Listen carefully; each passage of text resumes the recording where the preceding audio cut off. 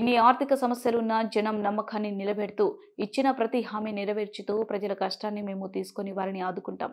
YCP అసమర్థ పాలనతో ఆర్థిక ఆరోగ్య సూచిలో అట్టడుగును ఆంధ్రప్రదేశ్ రాష్ట్రం నిలిచిందని నీతి ఆయోగ్ చెప్పింది. ఆర్థిక ఆరోగ్య సూచిలో 17వ స్థానంలో ఏపీ నిలిచింది. గత 5 ఏళ్లలో ఆర్థిక వ్యవస్థలో విధ్వంసం జరిగింది. బీహార్ కన్నా రాష్ట్రం పతనమైంది. అప్పులు కట్టడానికి మళ్లీ అప్పులు చేయాల్సిన పరిస్థితికి రాష్ట్రాన్ని తెచ్చారని నీతి ఆయోగ్ స్పష్టం చేసింది.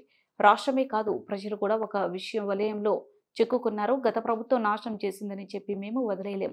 బాగు చేస్తాం. మాపై ప్రజలు పెట్టుకున్న నమ్మకం నిలుపుకుంటాం. ప్రతి విషయం ప్రజల ముందు పెడతాం. ఆదాయం పెరిగితే అది ప్రజలకే చెందుతుంది. అభివృద్ధి సంక్షేమాన్ని సమతూకం చేస్తాం.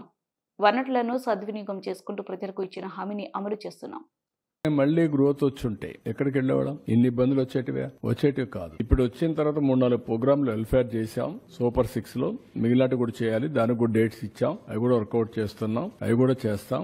ఏ విధంగా తీసుకెళ్లాలో తీసుకెళ్లి మళ్ళా దీన్ని గట్టెక్కించి రాష్ట్రాన్ని గాడిలో